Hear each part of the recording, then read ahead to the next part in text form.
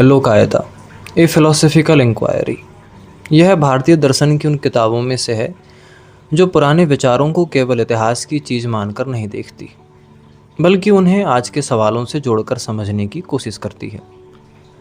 यह किताब चारवाक दर्शन को केवल खाओ पियो और आनंद लो वाले आसान अर्थ तक सीमित नहीं रखती है। लेखक ने बार बार दिखाने की कोशिश की है कि लोकायत परंपरा दरअसल भारतीय सोच के भीतर मौजूद एक गहरी शंका, तर्क और अनुभव पर आधारित एक धारा थी। भारतीय दर्शन की चर्चा अगर हम करें तो ये अक्सर आत्मा, मोक्ष यानी सेलिवेशन और पुनर्जन्म और ईश्वर के आसपास घूमती है। ऐसे माहौल में चारवाक एक अलग आवाज की तरह सामने आता था। वह कहता था कि मनुष्य को वही स्वीकार करना चाहिए जिसे अनुभव और प्रत्यक्ष यानी डायरेक्टली समझा जा सके। यही कारण है कि चारवाक दर्शन को कई बार नास्तिक, भौतिकवादी और संदेहवादी कहा गया। लेकिन इस किताब का उद्देश्य केवल यह बताना नहीं है कि चारवाक क्या नहीं मानता था। लेखक यह समझाने की भी कोशिश करते हैं कि वह क्या मानता था और उसकी सोच भारतीय बौद्धिक परंपरा में क्यों जरूरी थी। इस किताब के लेखक प्रदीप गोखले हैं, जो कि भारतीय दर्शन के विद्वान हैं। उन्होंने खासतौर पर बौद्ध, चारवाक और नैतिक यानी एथिक्स पर काम किया है। उनकी शैली ऐसी है जिसमें वे कठिन विषयों को बिना अनावश्यक भारी भाषा के समझाने की कोशिश करते हैं। यह किताब में भी उनका ध्यान केवल पुराने शास्त्रों का वर्णन करने पर नहीं है, बल्कि ये देखने पर है कि किसी दर्शन की असली ताकत उसके सवालों में होती है। यह किताब इसलिए भी महत्वपूर्ण बन जाती है क्योंकि लंबे समय तक चारवाक दर्शन को उसके विरोधियों की किताबों के सहारे ही समझा गया। चारवाक के अपने मूल ग्रंथ लगभग खो चुके हैं। जो बातें बची हैं वे अधिकतर उन दार्शनिकों की रचनाओं में मिलती हैं जो चारवाक से बिल्कुल असहमत थे। ऐसे में चारवाक की छवि कई बार बहुत सरल या विकृत रूप में दिखाई गई। प्रदीप गोखले ने इस समस्या को ध्यान में रखते हुए अलग अलग स्रोतों से चारवाक विचारों को जोड़ने और उन्हें संतुलित तरीके से समझने की कोशिश की। किताब का माहौल किसी धार्मिक प्रचार जैसा नहीं है और न ही यह चारवाक को महान साबित करने की कोशिश करती है। इसका स्वर शांत है और विश्लेषणात्मक है। इसमें बार बार यह बात सामने आती है कि किसी भी समाज में केवल आस्था ही नहीं बल्कि सवाल पूछने की परंपरा भी जरूरी होती है। चारवाक दर्शन उसी परंपरा का हिस्सा था। तो चलिए इस किताब को गहराई से और लाइन बाय लाइन समझते हैं और इसे लेखक की ही आवाज में समझना बेहतर होगा। मैं हूं अंकित और आप सुन रहे हैं one talk with Ankit. Chapter 1, unity and diversity in Lokayata. जब मैंने लोकायता या चारवाक दर्शन पर गंभीरता से काम शुरू किया तब मुझे पहले एक अजीब समस्या दिखाई पड़ी। भारतीय दर्शन की लगभग हर किताब में चारवाक का नाम तो था, लेकिन उसका चेहरा बिल्कुल साफ नहीं था। कोई उसे केवल भोगवादी यानी हेडोनिस्ट कहता था, कोई नास्तिक यानी एथिस्ट, और कोई उसे ऐसा व्यक्ति बताता था जिसे केवल शरीर और सुख की चिंता थी। मुझे धीरे धीरे लगा कि शायद हम चारवाक को उसके अपने शब्दों में नहीं बल्कि उसके विरोधियों की आवाज में सुनते आए हैं। चारवाकों की बड़ी कठिनाई यही रही कि उनके अपने मूल ग्रंथ लगभग खो चुके हैं। जो कुछ बचा है वह दूसरे दार्शनिकों की किताबों में बचा है। कल्पना कीजिए कि किसी इंसान के बारे में और उसकी सारी जानकारी केवल उसके दुश्मनों से मिले, तब आपको कैसा लगेगा? तब उसकी असली तस्वीर कितनी अधूरी होगी। यही स्थिति लोकायत की रही, यानी चारवाक दर्शन की रही। इसलिए इस अध्याय की शुरुआत मैंने इसी सवाल से की कि क्या वास्तव में चारवाक दर्शन नाम की कोई एक सीधी और स्थिर चीज थी, या फिर यह कई अलग अलग विचारों का समूह था। मैंने पाया कि लोकायत के भीतर एकता भी थी और विविधता भी। यही इस अध्याय का मुख्य आधार है। भारतीय दर्शन की परंपरा में अक्सर दर्शन को एक व्यवस्थित भवन की तरह देखा जाता है। जैसे वेदांत का अपना ढांचा है, सांख्य का अपना है और बौद्ध दर्शन का अपना है। लोग उम्मीद करते हैं कि चारवाक भी वैसा ही साफ सुथरा दर्शन होगा, लेकिन लोकायता वैसा नहीं था। वह अधिक जीवित, बहस करने वाला और बदलता हुआ विचार था। उसमें कठोर नियम कम थे और प्रश्न अधिक थे। मैंने पुराने ग्रंथों को पढ़ते समय महसूस किया कि लोकायता शब्द खुद बहुत रोचक है। इसका अर्थ केवल किसी एक दर्शन तक सीमित नहीं था। कई जगह इसका अर्थ लोक में फैली सोच या दुनियावी दृष्टि से दिखाई देता है। शायद यही कारण है कि लोकायता हमेशा जमीन से जुड़ा हुआ दर्शन लगा। वह आकाश की बजाय धरती की बात करता था। वह मनुष्य के इसी जीवन की बात करता था, किसी अगले जन्म के नहीं। लेकिन यहीं से गलतफहमियां यानी मिसअंडरस्टैंडिंग्स भी शुरू हो गईं। कई लोगों ने यह मान लिया कि अगर कोई दर्शन पुनर्जन्म, आत्मा या मोक्ष को नहीं मानता, तो उसका मतलब है कि वह केवल इंद्रिय सुख का समर्थक होगा, यानी कि फिजिकल डिजायर्स का समर्थक होगा। मैंने इस धारणा को परखने की कोशिश की। मुझे लगा कि चारवाक को समझने के लिए पहले यह देखना जरूरी है कि वह किन बातों का विरोध कर रहा था। वह उस समय के धार्मिक अधिकार, कर्मकांड और बिना प्रमाण के दावों पर सवाल उठाता था। उसका विद्रोह यानी डिस्प्यूट केवल धर्म के खिलाफ नहीं था, बल्कि अंध स्वीकृति के खिलाफ था, यानी कि ब्लाइंड फेथ के खिलाफ था। मैं जब अलग अलग स्रोतों को पढ़ रहा था, तब मुझे चारवाक के भीतर भी अलग स्वर दिखाई पड़े। कुछ विचारक बहुत कठोर अनुभववादी थे। वे कहते थे कि केवल वही सत्य है जिसे प्रत्यक्ष देखा जा सके। दूसरी ओर कुछ ऐसे संकेत भी मिले जिनसे लगता है कि सभी चारवाक इतने कठोर नहीं थे। कुछ लोग अनुमान और सामान्य अनुभव की सीमित भूमिका भी स्वीकार करते थे। यही मुझे महसूस हुआ कि चारवाक को एक ही रंग में रंग देना गलत होगा। यह विविधता यानी डाइवर्सिटी मुझे बहुत माननीय लगी। किसी भी जीवित परंपरा में मतभेद होते हैं। यदि हर चारवाक विचारक बिल्कुल एक जैसी बात कहता, तो शायद वह केवल एक बंद सिद्धांत होता। लेकिन यही बहस थी, परिवर्तन था, अलग अलग स्तर की सोच थी। इसी कारण मैंने इस अध्याय में यह दिखाने की कोशिश की है कि लोकायत को एक ही वाक्य में समेटना संभव नहीं है। जब हम भारतीय दर्शन पढ़ते हैं, तब अक्सर ऐसा माहौल बना दिया जाता है जैसे कि आध्यात्मिकता ही आत्मा हो। लेकिन लोकायत उस तस्वीर को चुनौती देता है। वह पूछता है कि क्या मनुष्य को हर बात बिना प्रमाण के मान लेनी चाहिए? क्या वेद इसलिए सत्य हैं क्योंकि वे प्राचीन हैं? यह सवाल चारवाक पूछता है। क्या कोई बात केवल इसलिए सही हो जाती है क्योंकि उसे पीढ़ियों से दोहराया गया है? मुझे लगता है कि लोकायता की सबसे बड़ी शक्ति उसके उत्तरों में नहीं है, बल्कि उसके सवालों में है। यह दर्शन उस बेचैनी से पैदा हुआ है जो हर स्वतंत्र सोच रखने वाले व्यक्ति के भीतर कभी न कभी उठती है। जब कोई युवा पहली बार यह पूछता है कि मैं जिस बात को मान रहा हूं उसका आधार क्या है, तब कहीं न कहीं लोकायत की भावना उसके अंदर जन्म लेने लगती है। लेकिन मैं यह भी महसूस करता हूं कि चारवाक को लेकर आधुनिक वैज्ञानिक सोच का पूर्वज बना देना भी गलत होगा। वह पूरी तरह आधुनिक दर्शन नहीं था, उसमें अपनी सीमाएं थी। कई बार उसका प्रत्यक्ष पर अत्यधिक जोर देना ज्ञान की दूसरी संभावनाओं को छोटा कर देता था। फिर भी भारतीय परंपरा में उसका होना महत्वपूर्ण है, क्योंकि उसने सवाल पूछने की जगह बनाई है। मैंने इस अध्याय में एक और बात पर ध्यान दिया है। लोकायत को हमेशा अकेले नहीं समझा जा सकता। वह बाकी भारतीय दर्शनों के साथ लगातार संवाद और संघर्ष में था। बौद्ध, जैन, न्याय और वेदांत सबने किसी न किसी रूप में चारवाक का सामना किया है। इससे यह भी पता चलता है कि चारवाक कोई मामूली या हाशिए पर विचार नहीं था। अगर वह महत्वहीन होता तो इतने दार्शनिक उसे जवाब देने की कोशिश ही क्यों करते?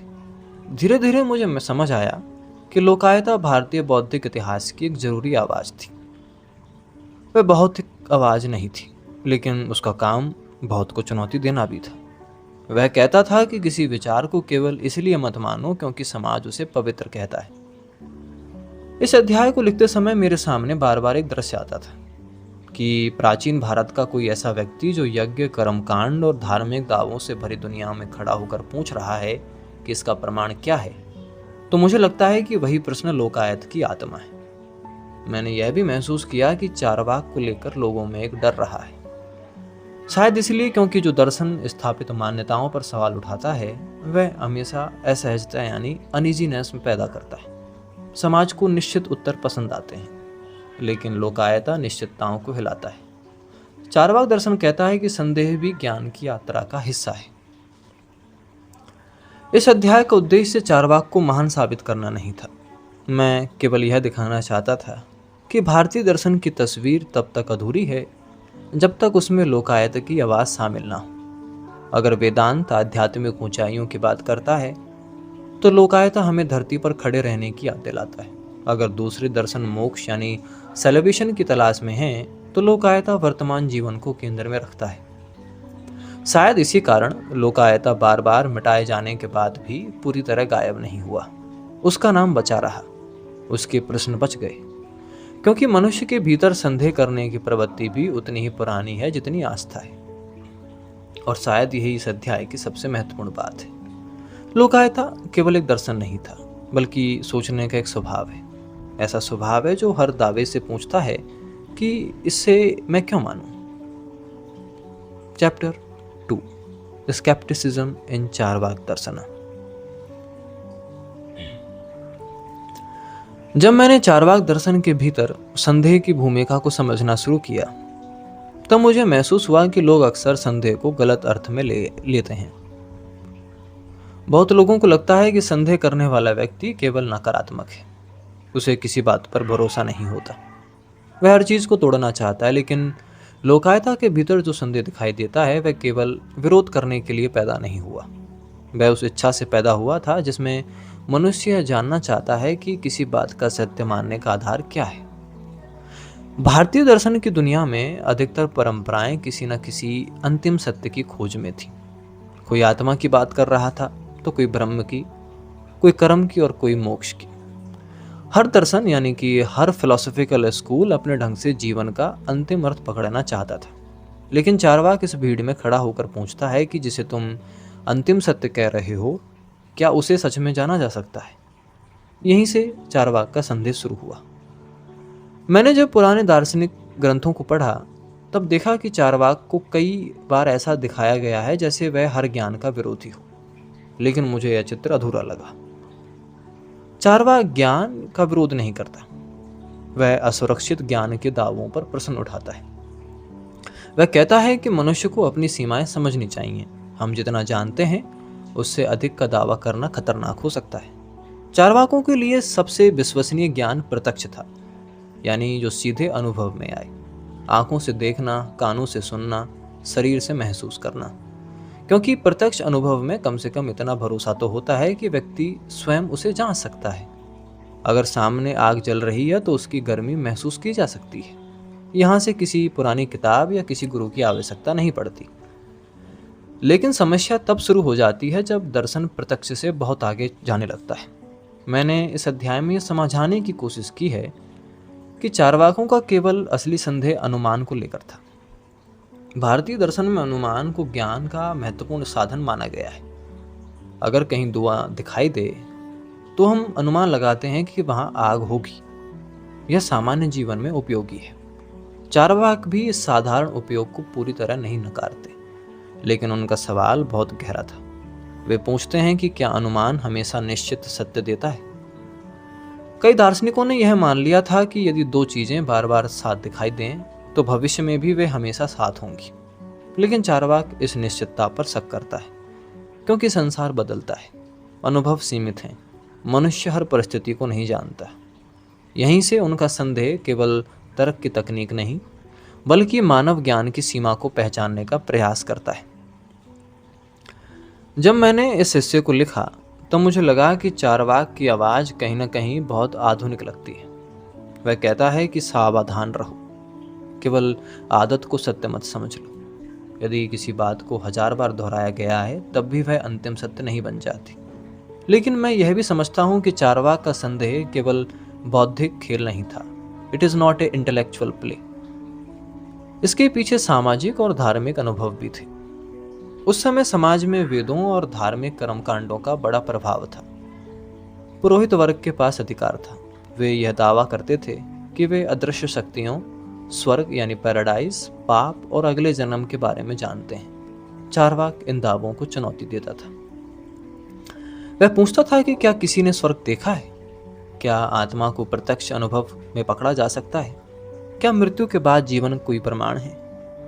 यह प्रश्न केवल धर्म के खिलाफ विद्रोह नहीं थे, वे उस मानसिकता के खिलाफ थे जिसमें बिना प्रमाण के बातों का मान लेना सामान्य हो गया था। मैंने कई जगह यह भी महसूस किया कि चारवाक को संदेह लोगों को असहज करता था, क्योंकि जब कोई व्यक्ति पवित्र मानी जाने वाली चीज़ों पर प्रश्न उठाता है तब समाज उसे खतरनाक मानने लगता है। और यही कारण है कि दूसरे दार्शनिकों ने कई बार चारवाकों को बहुत कठोर, असभ्य और मूर्ख दिखाने की कोशिश की है। लेकिन अगर हम ध्यान से देखें तो पाएंगे कि चार्वाक केवल यह कह रहा था कि विश्वास करने से पहले जांच लो। यहाँ मुझे एक और महत्वपूर्ण बात दिखाई दी। चार्वाक का संदेह पूर्ण निराशा नहीं था। वह यह नहीं कहता था कि ज्ञान असंभव है। वह केवल इतना कहता है कि मनुष्य को अपने ज्ञान की सीमाओं को पहचानना चाहिए। यही कारण है कि वह प्रत्यक्ष अनुभव को प्राथमिकता देता था, क्योंकि प्रत्यक्ष से कम व्यक्ति स्वयं भाग लेता है, जबकि बहुत सी धार्मिक धारणाएं केवल परंपरा पर टिकी होती हैं। लेकिन क्या प्रत्यक्ष हमेशा विश्वसनीय है?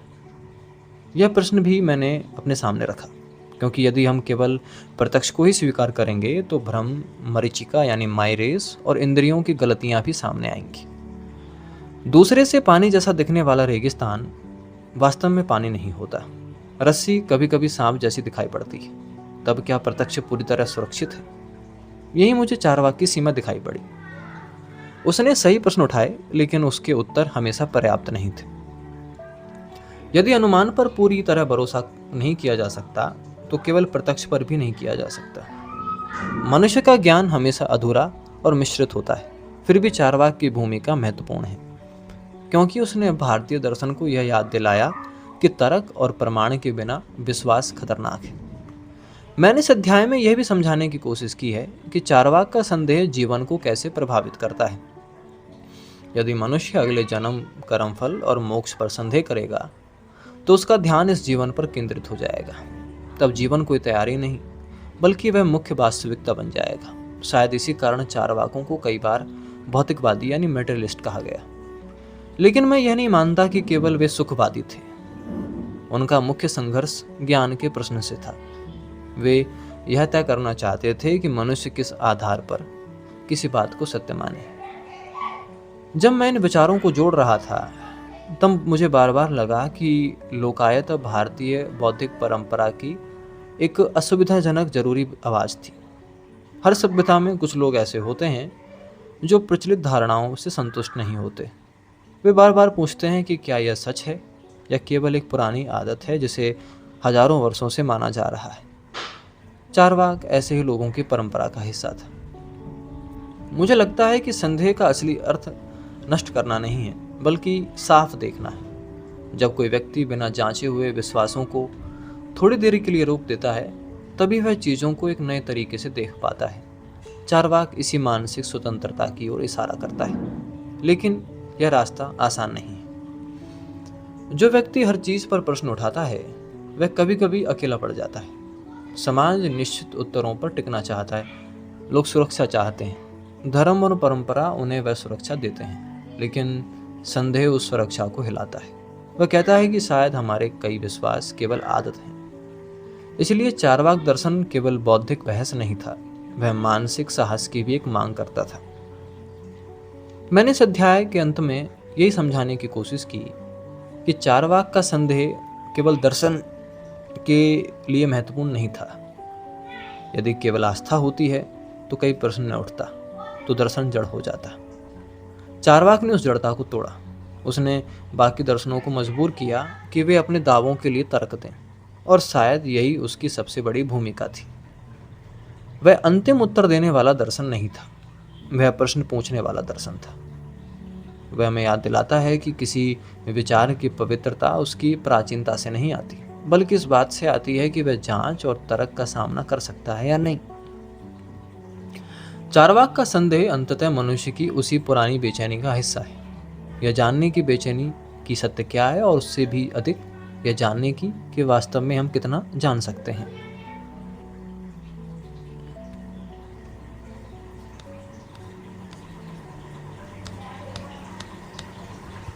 चैप्टर 3 एक्सट्रीम एम्पिरिसिज्म इन चार्वाक दर्शन। जब मैंने चार्वाक दर्शन के भीतर प्रत्यक्ष यानी अनुभव की भूमिका को समझना शुरू किया, तब मुझे धीरे धीरे एहसास हुआ कि लोकायता पूरी बौद्धिक आत्मा इसी प्रकार एक विचार के आसपास घूमती है। मनुष्य वही जाने या माने जिसे वह अनुभव कर सके। यह बात सुनने में सरल लगती है, लेकिन इसके भीतर बहुत गहरी बेचैनी है, क्योंकि यदि हम केवल इस विचार को पूरी कठोरता से स्वीकार कर लें तो मानव जीवन की बहुत सी परंपराएं, मान्यताएं अचानक अस्थिर हो जाएंगी, अनसर्टेन हो जाएंगी। इस अध्याय में मैंने चारवाक के उसी कठोर अनुभववाद को समझाने की कोशिश की है जिसे मैं एक्सट्रीम एम्पिरिसिज्म कहता हूँ। यहाँ एक्सट्रीम शब्द केवल आलोचना नहीं है, इसका अर्थ है कि अनुभव पर इतना अधिक भरोसा कि बाकी लगभग सभी ज्ञान साधनों पर संदेह हो जाए। मैंने जब भारतीय दर्शन की दूसरी परंपराओं को देखा तो पाया कि वे प्रत्यक्ष के साथ साथ अनुमान, शब्द और तर्क को भी स्वीकार करती हैं। लेकिन चारवाक की कठोर धारा कहती है कि अंततः मनुष्य केवल वही जान सकता है जो उसकी इंद्रियों के सामने उपस्थित हो। बाकी सब अनुमान, कल्पना या विश्वास हो सकते हैं। यहीं से लोकायत की सबसे साहसिक और सबसे विवादित यात्रा शुरू होती है। मुझे लगा कि चारवाक की यह सोच अचानक पैदा नहीं हुई होगी। इसके पीछे उस समय का सामाजिक और धार्मिक वातावरण था। लोग वेदों, यज्ञों, अदृश्य आत्मा, स्वर्ग या पुनर्जन्म के बारे में बड़ी निश्चितता से बातें करते थे। पुरोहित वर्ग उन चीज़ों पर अधिकार जताता था जिन्हें कोई प्रत्यक्ष रूप से नहीं देखना चाहता था। चारवाक इस पूरे वातावरण के बीच खड़ा होकर कहता है कि यदि किसी चीज़ का अनुभव नहीं किया जा सकता तो उसे निश्चित सत्य क्यों मान लिया जाए। यह प्रश्न केवल धार्मिक विरोध नहीं था, यह ज्ञान की सीमा को पहचानने की कोशिश थी। मैंने इस अध्याय में प्रत्यक्ष के महत्व को समझाते हुए यह दिखाने की कोशिश की है कि चारवाक अनुभव को सबसे सुरक्षित आधार क्यों मानता था। यदि मैं सामने जलती हुई आग देखता हूँ, उसकी गर्मी महसूस करता हूँ, तब मेरे पास कम से कम एक सीधा अनुभव तो है। लेकिन यदि कोई व्यक्ति मुझे स्वर्ग के सुखों या अगले जन्म के दंड के बारे में बताए तो मैं उससे केवल सुन रहा हूँ, अनुभव नहीं कर रहा। चारवाकों के लिए यही अंतर बहुत महत्वपूर्ण था। चारवाक कहते हैं कि मनुष्य को अपनी इंद्रियों से परे की दुनिया के बारे में निश्चित दावे नहीं करने चाहिए, क्योंकि वहाँ सत्य और कल्पना के बीच की सीमा धुंधली है।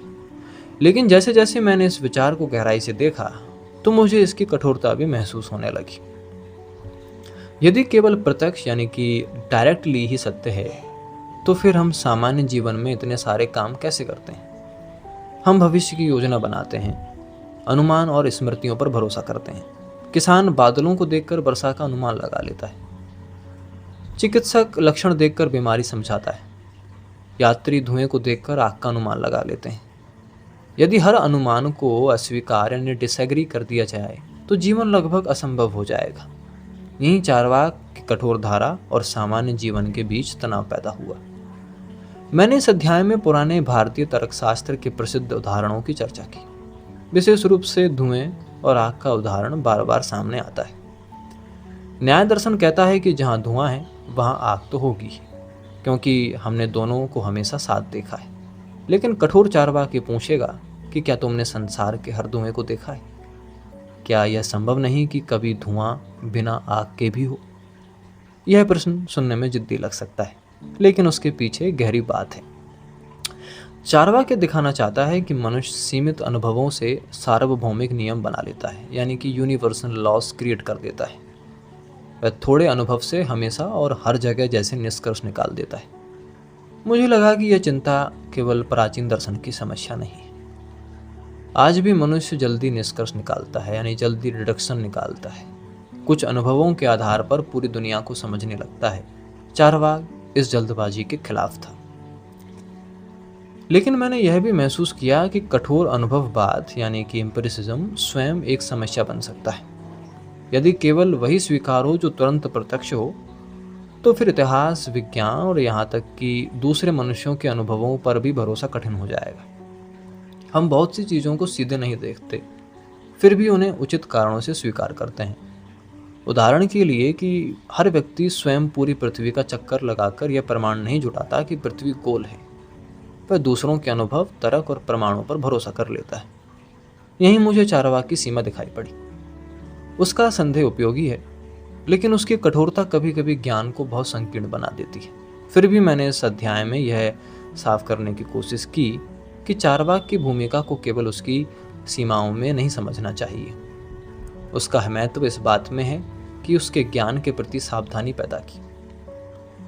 मुझे विशेष रूप से यह बात महत्वपूर्ण लगी कि चारवाक शब्द यानी प्रमाण के रूप में धार्मिक ग्रंथों को स्वीकार नहीं करता। भारतीय परंपरा में वेदों को अपौरुषेय और अंतिम सत्य माना गया। लेकिन चार्वाक ने पूछा कि यदि किसी ग्रंथ को मनुष्य पढ़ता और समझता है तो वह पूरी तरह त्रुटिहीन कैसे हो सकता है।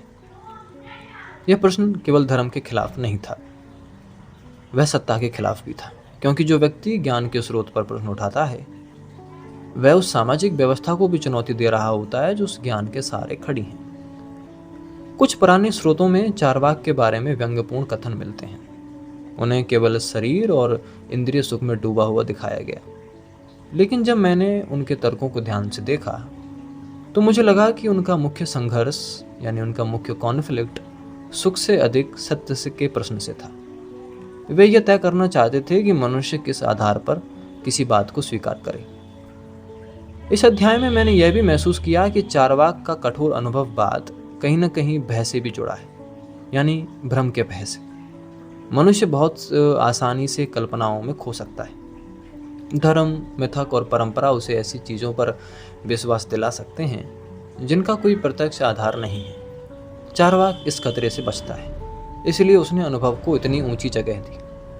लेकिन मनुष्य केवल अनुभव का प्राणी नहीं है, वह कल्पना भी करता है, अनुमान भी लगाता है और भविष्य के बारे में भी सोच पड़ताल करता है।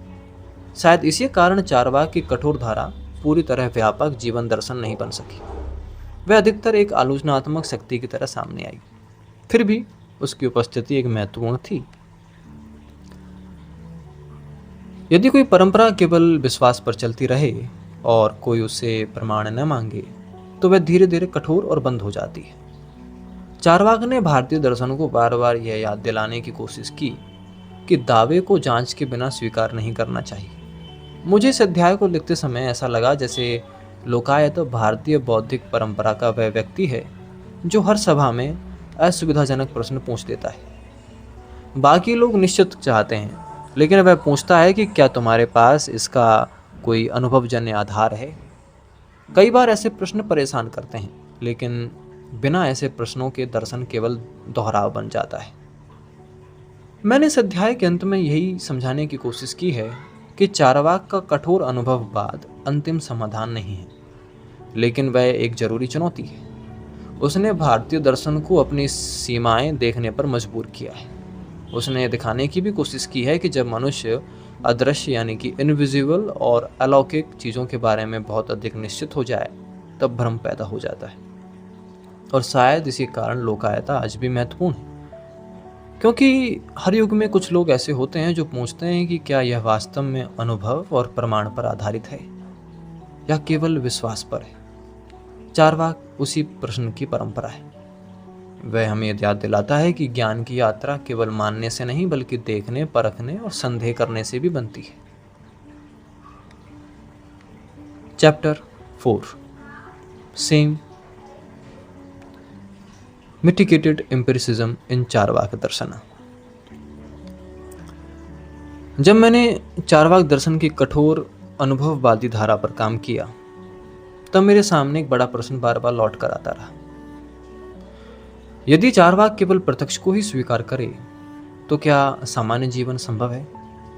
क्या मनुष्य हर क्षण केवल उन्हीं चीज़ों पर भरोसा कर सकता है जिन्हें वह उसी समय अपनी इंद्रियों से अनुभव करे? इसी प्रश्न ने मुझे लोकायत के भीतर मौजूद दूसरी प्रवृत्ति की ओर भी ले गया। वह प्रवृत्ति जिसे मैंने मिटिगेटेड एम्पिरिसिज्म कहा है, अर्थात ऐसा अनुभववाद जो अभी भी प्रत्यक्ष को सबसे महत्वपूर्ण माने, लेकिन जीवन की व्यवहारिक व्यवस्थाओं को देखते हुए अनुमान की सीमित भूमिका को भी स्वीकार करें। मुझे धीरे धीरे यह महसूस हुआ है कि चार्वाक परंपरा पूरी तरह एक जैसी नहीं है। उसके भीतर अलग अलग स्वर हैं। कुछ विचारक इतने कठोर थे कि अनुमान को लगभग अस्वीकार कर देते थे, लेकिन कुछ ऐसे संकेत भी मिले हैं जिनसे लगता है कि सभी चार्वाक इतने कट्टर नहीं थे। वे समझते थे कि सामान्य जीवन केवल प्रत्यक्ष पर नहीं चल सकता। यहीं से इस अध्याय की यात्रा शुरू है। मैंने सबसे पहले समझने की कोशिश की कि कठोर अनुभववाद यानी एम्पिरिसिज्म की वास्तविक कठिनाई क्या है। यदि कोई व्यक्ति केवल प्रत्यक्ष को ही स्वीकार करे तो वह हर क्षण अनिश्चितता में फंस जाएगा। उदाहरण के लिए, यदि दूर पहाड़ी पर धुआं दिखाई पड़े तो क्या हम आग का अनुमान लगा लें? यदि बादल घिर जाएं तो क्या वर्षा की संभावना न समझें? यदि किसी व्यक्ति को तेज बुखार हो तो क्या चिकित्सक बीमारी का अनुमान न लगाए? जीवन अनुमान से भरा हुआ है।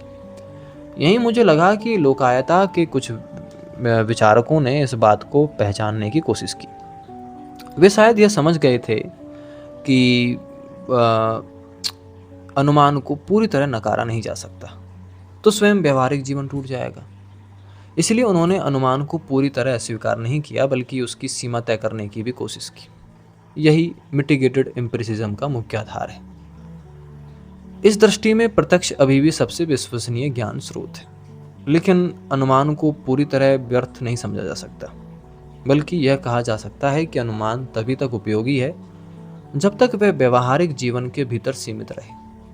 समस्या तब शुरू है जब अनुमान को आधार बनाकर मनुष्य अदृश्य यानी इनविजिबल और अलौकिक संसार के बारे में निश्चित दावे करने लगे। मुझे लगा कि यह अंतर बहुत महत्वपूर्ण है।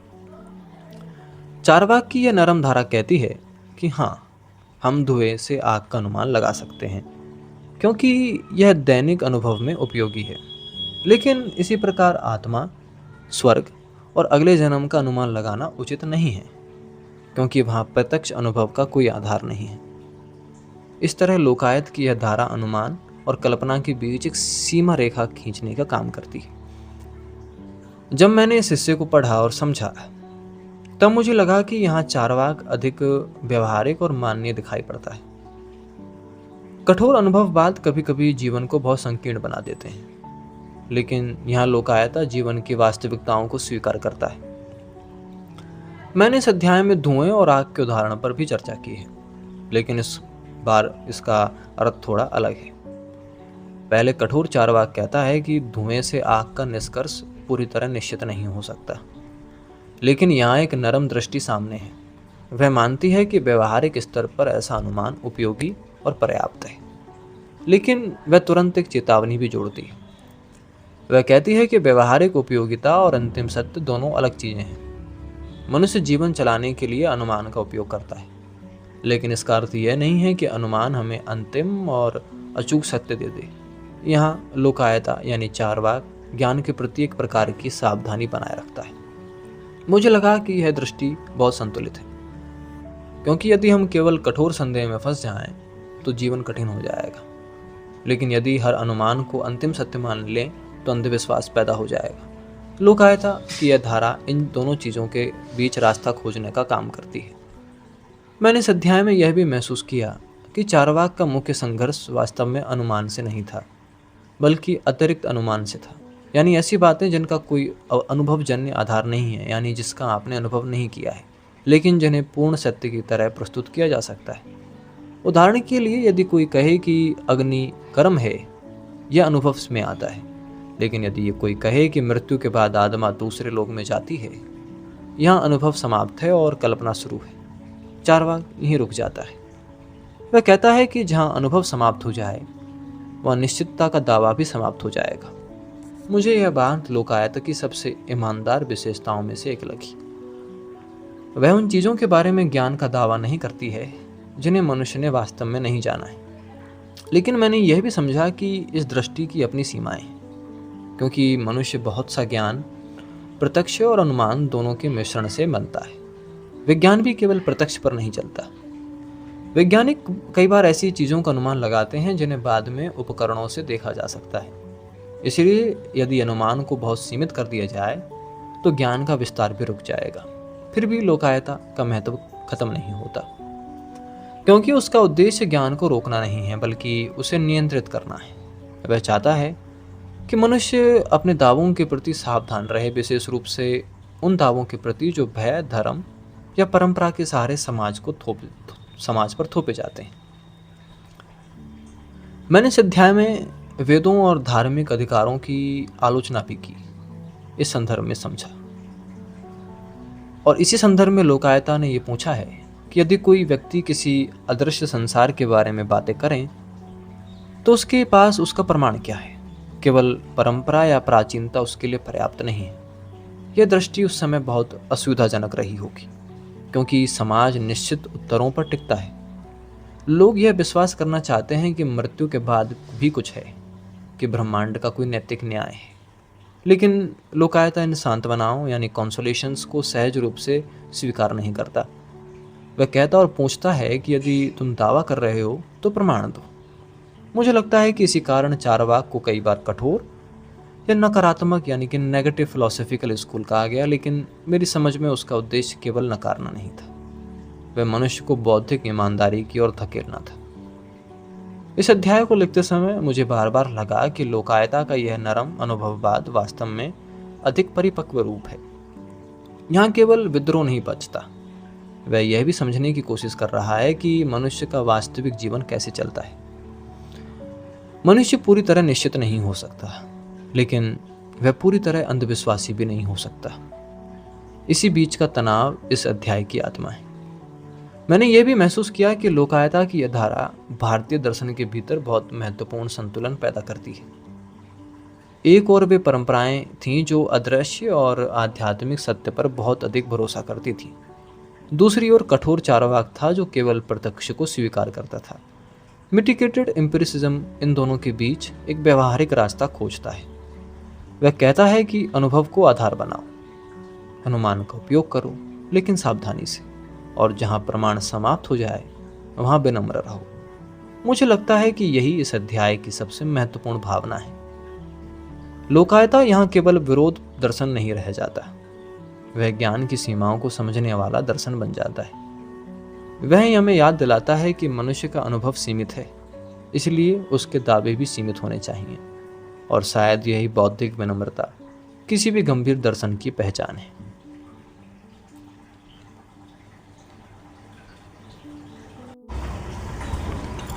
चैप्टर 5 एस्पेक्ट्स ऑफ मैटेरियलिज्म इन चारवाक दर्शन।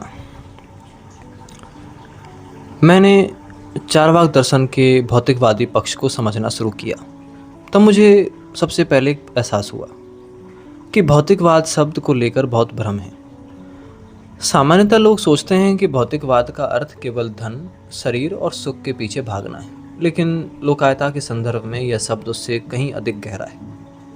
यहाँ भौतिकवाद केवल जीवन शैली नहीं है, बल्कि वास्तविकता को समझने का तरीका है। चारवाक यह मानकर चलता है कि संसार की जड़ किसी अदृश्य आत्मा या ईश्वर में नहीं है, बल्कि इसी भौतिक जगत में है। जो कुछ है वह प्रकृति और पदार्थ से बना है। मनुष्य भी उसी प्रकृति का हिस्सा है। शरीर कोई अस्थायी खोल नहीं है जिसके भीतर कोई अलग अगर आत्मा है, बल्कि चेतना भी शरीर का एक ही अवस्था है। यहीं से भारतीय दर्शन की मुख्य धारा और चारवाक के बीच सबसे गहरा संघर्ष पैदा हुआ। अधिकतर भारतीय दर्शन आत्मा को शरीर से अलग मानते हैं थे। शरीर बदलता है, नष्ट होता है, लेकिन आत्मा शाश्वत है। चारवाक इस पूरी धारणा को चुनौती देता है। वह पूछता है कि यदि आत्मा शरीर से अलग है तो उसका प्रमाण क्या है। मैंने इस अध्याय में यही समझाने की कोशिश की है कि चारवाक का भौतिकवाद केवल धार्मिक विरोध नहीं था, वह मनुष्य और संसार को एक ही प्राकृतिक प्रक्रिया के भीतर समझना चाहता था। जब मैंने पुराने स्रोतों को पढ़ा तो मुझे चारवाकों के बारे में कई व्यंग्यपूर्ण टिप्पणियां मिली। उन्हें ऐसे लोगों की तरह दिखाया गया जो केवल खाने पीने और इंद्रिय सुख में डूबे हुए थे। लेकिन मुझे लगा कि यह चित्र अधूरा है, क्योंकि चारवाक का मुख्य प्रश्न सुख नहीं है, बल्कि एक अस्तित्व था। वह यह तय करना चाहता था कि संसार की मूल वास्तविकता क्या है। चारवाक के अनुसार शरीर पृथ्वी, जल, अग्नि और वायु जैसे तत्वों से बना है। चेतना भी इन्हीं तत्वों के विशेष संयोजन से उत्पन्न है। यह विचार उस समय के लिए बहुत साहसिक था, क्योंकि यहाँ चेतना को किसी दिव्य शक्ति का परिणाम नहीं माना गया। मैंने इस संदर्भ में एक प्रसिद्ध उदाहरण की चर्चा की है, मदिरा का। चारवाकों के विरोधी ग्रंथों में उदाहरण मिलता है कि जैसे अलग अलग पदार्थ मिलकर मदिरा में नशा पैदा करते हैं, वैसे ही शरीर के तत्व मिलकर चेतना उत्पन्न करते हैं। स्वयं किसी एक तत्व में चेतना नहीं है, लेकिन विशेष संयोजन में एक नई अवस्था पैदा हो जाती है। मुझे यह उदाहरण बहुत रोचक लगा, क्योंकि यह दिखाता है कि चारवाक चेतना को रहस्य या चमत्कार की तरह नहीं देखता, वह उसे प्राकृतिक प्रक्रिया के रूप में समझने की कोशिश करता है। लेकिन यही विचार कई लोगों को असहज लगता है। यदि चेतना केवल शरीर की अवस्था है तो मृत्यु के बाद क्या बचेगा? यदि आत्मा अलग सत्ता नहीं है तो पुनर्जन्म का क्या होगा? यदि कोई शाश्वत आत्मा नहीं है तो मोक्ष का अर्थ क्या रह जाएगा? चार्वाक इन सभी धारणाओं को स्वीकार करने से इनकार करता था। मुझे लगता है कि यही लोकायत का सबसे कठोर और सबसे अकेला पक्ष सामने आता है, क्योंकि अधिकांश धर्म और दर्शन मनुष्य को मृत्यु के बाद की आशा देते हैं। वे कहते हैं कि मनुष्य केवल यहीं समाप्त नहीं होता। लेकिन चार्वाक उस सांत्वना को स्वीकार नहीं करता। वह कहता है कि मनुष्य इसी संसार का प्राणी है और मृत्यु शरीर के विघटन यानी डिसोल्यूशन के साथ चेतना का अंत भी हो सकती है। ये दृष्टि कई लोगों को निराशावादी लग सकती है, लेकिन मैंने इस अध्याय में यह दिखाने की कोशिश की है कि चार्वाक को केवल निराशा की तरह नहीं देखा जा सकता, बल्कि वह कहता है कि यदि यही जीवन वास्तविक है तो इसी को गंभीरता से ले लेना चाहिए। यहाँ जीवन किसी अगले जन्म की तैयारी नहीं रह जाता, यही वर्तमान जीवन केंद्र बन जाता है। मुझे लगा कि इसी कारण चार्वाक पर भोगवाद का आरोप लगाया गया, क्योंकि यदि केवल यही जीवन है तो स्वाभाविक रूप से मनुष्य सुख और दुख के प्रश्न पर ध्यान देगा। लेकिन मैंने यह भी महसूस किया कि चार्वाक को केवल सुखवादी कह देना उसके विचारों को बहुत बहुत छोटा कर देगा।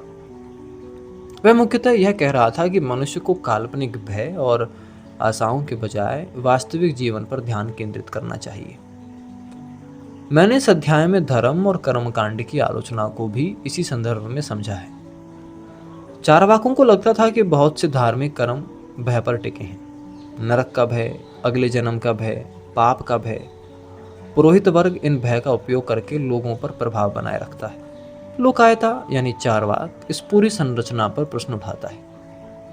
वह पूछता है कि यदि मृत्यु के बाद कोई प्रमाण नहीं है तो मनुष्य को अदृश्य दंड क्यों डराया जाए। यह प्रश्न केवल धार्मिक नहीं, सामाजिक भी था।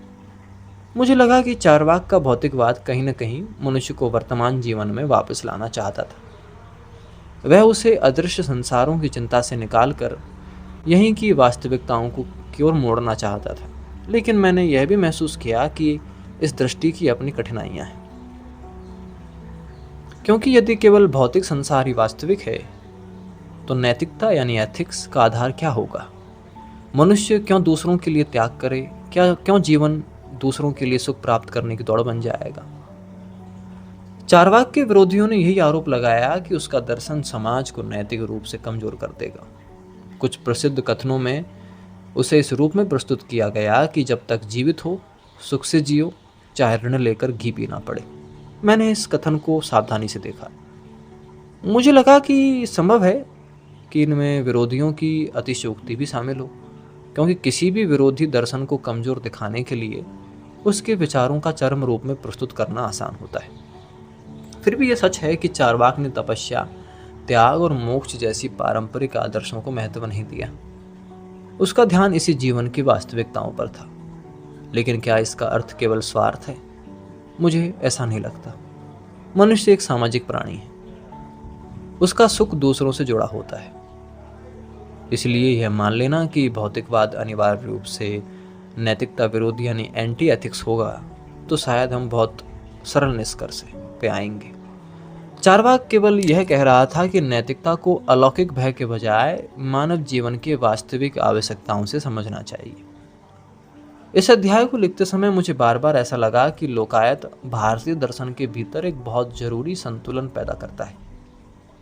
यदि केवल आध्यात्मिक दृष्टियां हों तो मनुष्य जीवन वास्तविक जीवन से कट सकता है, लेकिन यदि केवल भौतिक दृष्टि हो तो जीवन बहुत संकीर्ण हो सकता है।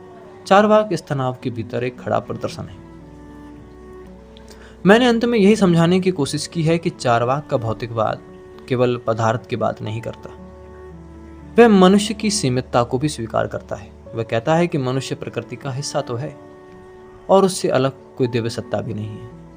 और शायद इसी कारण लोकायता आज की असुविधाजनक लेकिन महत्वपूर्ण लगता है, क्योंकि वह हमें बार बार इस धरती पर वापस लेने को कहता है।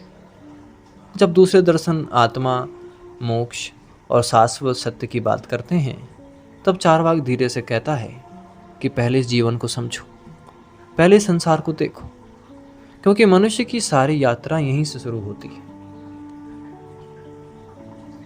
Chapter 6 Charvaka on values. जब मैंने चार्वाक दर्शन के नैतिक पक्ष को समझना शुरू किया तब मुझे सबसे पहले यही महसूस हुआ कि लोकायता को लेकर सबसे अधिक गलतफहमियां इसी क्षेत्र में पैदा हुई हैं। बहुत लोगों ने यह मान लिया है कि यदि कोई दर्शन आत्मा, पुनर्जन्म और मोक्ष को नहीं मानता है तो उसके पास नैतिकता का कोई आधार नहीं होगा। उन्हें लगा कि चार्वाक केवल सुख, भोग और स्वार्थ की बात करता है। लेकिन जब मैंने उसके विचारों को गहराई से देखना शुरू किया तब मुझे लगा कि मामला इतना सरल नहीं है। इस अध्याय में मेरा उद्देश्य यही था कि चार्वाक को केवल भोगवादी कहकर समाप्त न कर दिया जाए, बल्कि यह समझा जाए कि यदि कोई दर्शन अलौकिक नैतिकता की अस्वीकार करता है तो वह जीवन के मूल्यों को किस आधार पर समझने की कोशिश करता है। भारतीय दर्शन की अधिकांश परंपराएं नैतिकता को किसी बड़े आध्यात्मिक ढांचे से जोड़ती हैं। अच्छा कर्म अगले जन्म को प्रभावित करेगा, पाप नरक की ओर ले जाएगा, मोक्ष सबसे बड़ा लक्ष्य है। इस प्रकार नैतिक जीवन केवल सामाजिक नहीं बल्कि आध्यात्मिक यात्रा भी बन जाता है। लेकिन चार्वाक इस पूरी संरचना से अलग है। वह अगले जन्म की निश्चितता स्वीकार नहीं करता है। वह अदृश्य कर्म फल पर भी भरोसा नहीं करता है। वह प्रश्न करता है कि यदि कोई व्यक्ति इन चीज़ों को न माने तो वह नैतिक क्यों बने। यहीं से इस अध्याय की यात्रा है। मुझे लगा कि चार्वाक के लिए जीवन का सबसे बुनियादी तथ्य सुख और दुख का अनुभव है। मनुष्य स्वाभाविक रूप से सुख चाहता है और दुख से बचना चाहता है। इसमें कोई रहस्य नहीं है। यह जीवन की प्रत्यक्ष सच्चाई है। लोकायता इसी से शुरुआत करता है। लेकिन मैंने यह भी महसूस किया कि यहाँ सुख शब्द को बहुत सावधानी से समझना चाहिए। विरोधी दार्शनिकों ने कई बार चार्वाक को ऐसे दिखाया है जैसे वह केवल इंद्रिय विलास का समर्थक हो, मानो उसके लिए जीवन का उद्देश्य केवल खाना, पीना और आनंद लेना हो। लेकिन मुझे लगा कि यह विचित्र एक अधूरा है। चार्वाक का मुख्य आग्रह यह था कि मनुष्य इस जीवन को महत्व दे। वह जीवन को किसी भविष्य के मोक्ष के लिए बलिदान करने के लिए विरुद्ध था। जब मैंने इस विचार को समझा तब मुझे लगाया कि लोकायता कहीं न कहीं मनुष्य को वर्तमान में वापस बुलाता है। वह कहता है कि तुम जिस जीवन को अभी जी रहे हो वह वास्तविक है, इसलिए उसे केवल त्याग, तपस्या और भय में मत बिताओ।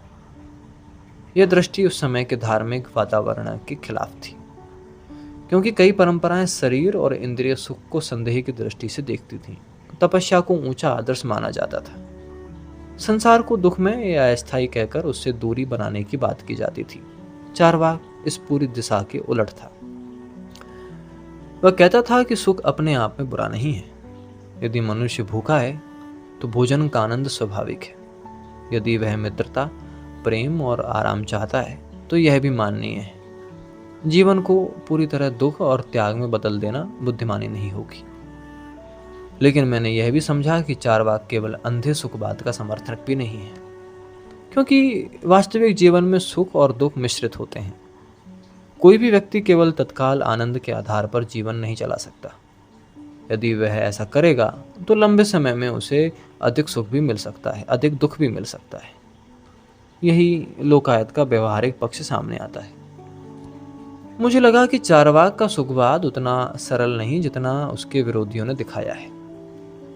वह यह नहीं कहता कि मनुष्य बिना सोच विचार के हर इच्छा के पीछे भागे, बल्कि वह कहता है कि जीवन के वास्तविक अनुभवों को महत्व दिया जाए, न कि काल्पनिक धार्मिक आदर्शों को। इस अध्याय में मैंने उस प्रसिद्ध कथन पर भी विचार किया जिसे अक्सर चार्वाक से जोड़ा जाता है कि ऋण लेकर भी घी पियो। यह वाक्य भारतीय बौद्धिक इतिहास में चार्वाक की पहचान जैसा बन गया है।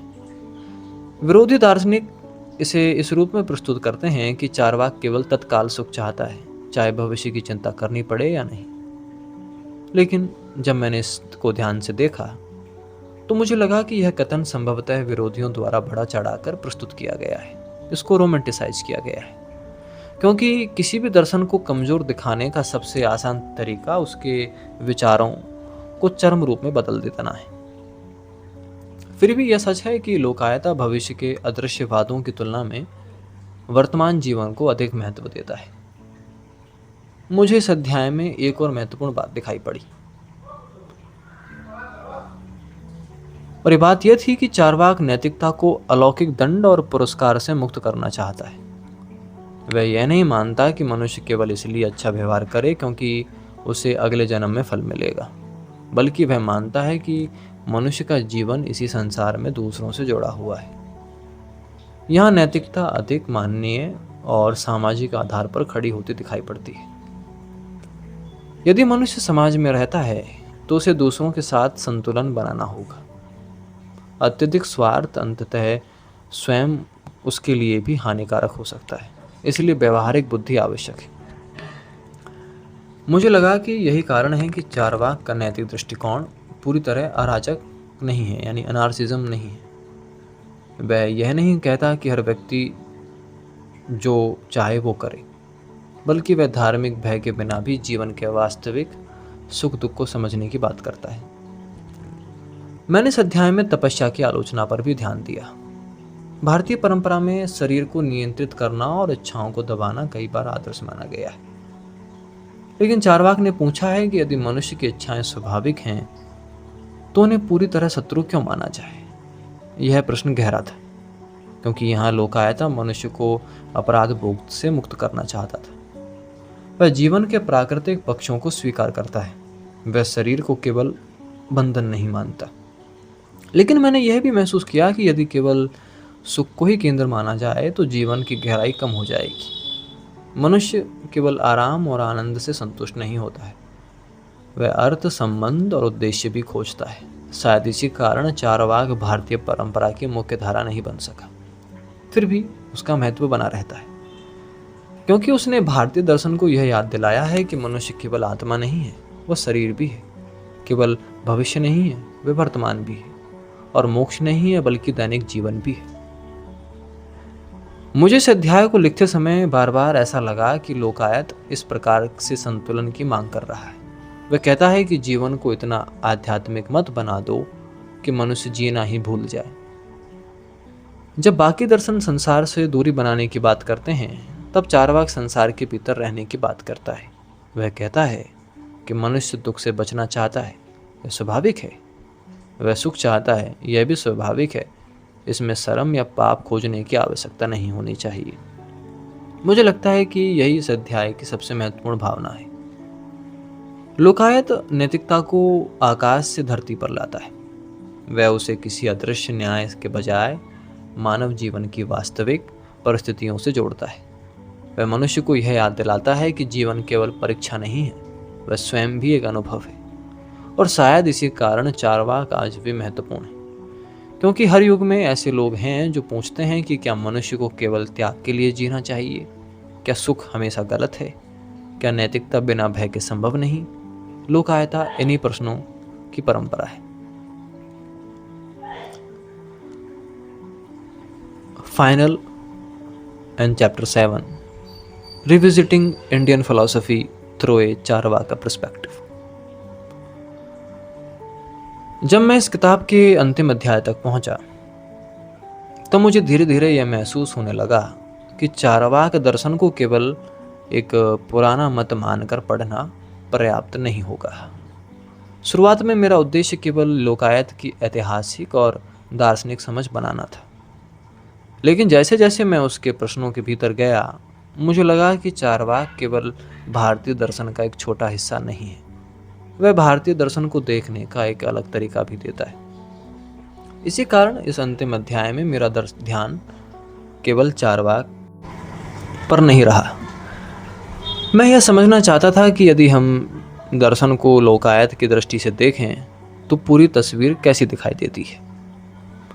भारतीय दर्शन की सामान्य छवि अक्सर बहुत आध्यात्मिक बनाई जाती है। लोग उसे आत्मा, मोक्ष, ब्रह्म, तपस्या और मुक्ति की परंपरा के रूप में देखते हैं। ऐसा लगता है कि मानो भारतीय चिंतन हमेशा इस संसार से ऊपर उठने की कोशिश करता हो। लेकिन जब हम चार्वाक की उपस्थिति को गंभीरता से देखें तब यह तस्वीर एक बदल जाएगी। मुझे महसूस हुआ कि भारतीय दर्शन केवल श्रद्धा की कहानी नहीं है, वह बहस यानी आर्ग्यूमेंट्स, असहमति यानी डिसएग्रीमेंट्स और प्रश्नों यानी क्वेश्चंस की कहानी है।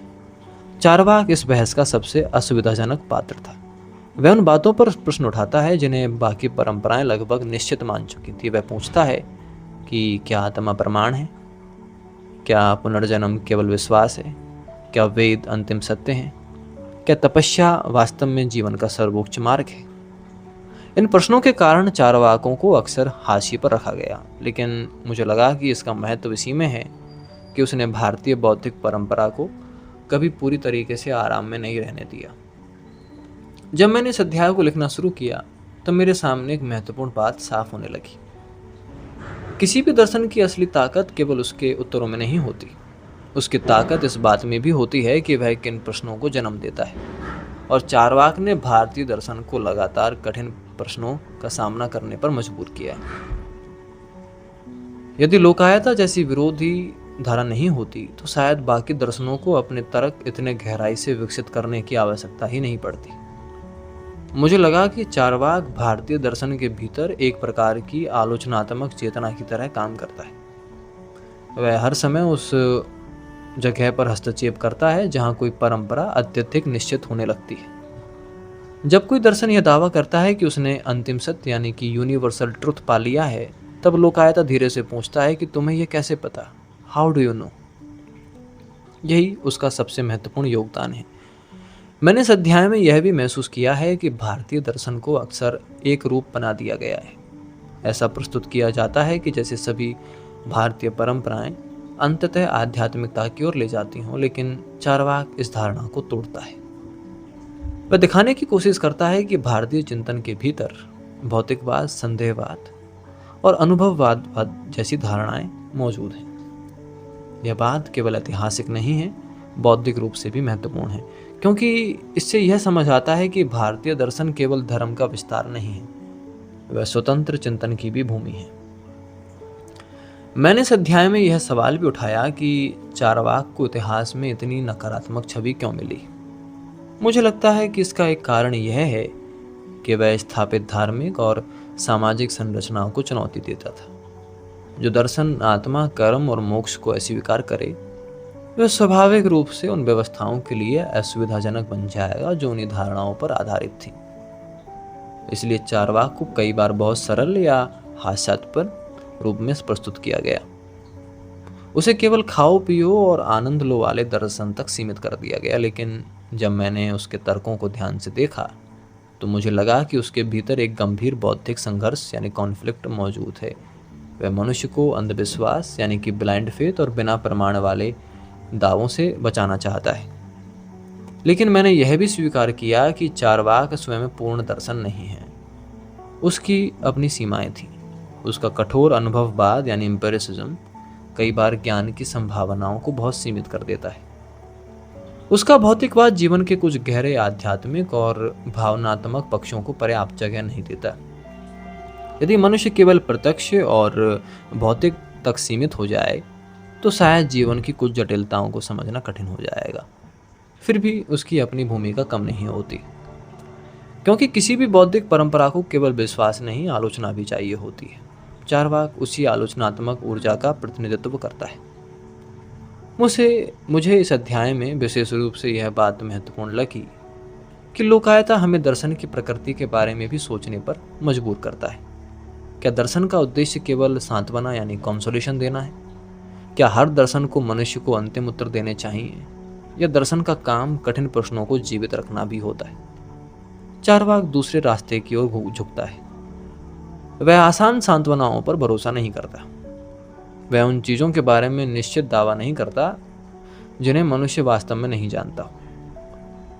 यह दृष्टि यानी एटीट्यूड कई बार कठोर लगती है, लेकिन कहीं ना कहीं ईमानदारी भी लगती है। जब मैंने भारतीय दर्शन की बड़ी परंपराओं वेदांत, बौद्ध, जैन और न्याय को चारवाक दृष्टि से देखने की कोशिश की, तब मुझे एहसास हुआ कि हर दर्शन अपने भीतर कुछ मान्यताओं को पहले से स्वीकार करके चलता है। चारवाक उन बुनियादी यानी कि बेसिक मान्यताओं पर ही प्रश्न उठाता है। वह पूछने लगता है कि क्या तुम्हारा आधार अनुभव में है? क्या तुम्हारा तर्क पर्याप्त है? क्या तुम किसी ऐसी चीज पर भरोसा कर रहे हो जो कभी परखा नहीं गया? यही लोकायता केवल एक दर्शन नहीं रह जाता, वह बौद्धिक अनुशासन बन जाता है। मुझे लगा कि आधुनिक समय में भी उसकी प्रासंगिकता यानी उसका रेलेवेंस इसी कारण बनी रहती है, क्योंकि वह सवाल करता है। आज भी मनुष्य विचारों, धार्मिक दावों और राजनीतिक विश्वासों से घिरा है। हर जगह लोग निश्चित बातें कर रहे हैं, लेकिन ऐसे समय में लोकायता हमें यह याद दिलाने की कोशिश करता है कि संदेह केवल विनाशकारी नहीं होता, वह मानसिक स्वतंत्रता का भी हिस्सा होता है। लेकिन मैं यह नहीं कहना चाहता कि चारवाक ही अंतिम सत्य है। इस किताब के अंत तक आते आते मुझे यही महसूस हुआ कि भारतीय दर्शन की सुंदरता उसकी विविधता में है, यानी डाइवर्सिटी में है। यहाँ आध्यात्मिकता भी है, संदेह भी है और मोक्ष की खोज भी है, भौतिक जीवन की स्वीकृति भी है। चारवाक इस विशाल परंपरा की विरोधी आवाज है, लेकिन उसी विरोध के कारण वह महत्वपूर्ण भी है। यदि केवल श्रद्धा होती तो दर्शन कठोर हो जाता, यदि केवल संदेह होता तो जीवन दिशाहीन हो सकता था। भारतीय दर्शन इन दोनों के बीच चलने वाली लगातार बहस है, और लोकायता उस बहस की सबसे बेचैन आवाजों में से एक है। इस अंतिम अध्याय को लिखते समय मुझे बार बार ऐसा लगा कि चारवाक को समझना केवल एक पुराने दर्शन को समझना नहीं है, यह उस मानसिक साहस को समझना भी है जिसमें मनुष्य बहुत से विश्वासों के सामने खड़ा होकर पूछने लगता है कि क्या यह सच है, और यदि है तो मैं इसे क्यों मानूं। शायद यही प्रश्न लोकायत की सबसे बड़ी विरासत है। वह हमें अंतिम उत्तर नहीं देता, वह हमें सोचने की असुविधा देता है, और कई बार वही असुविधा दर्शन की शुरुआत होती है।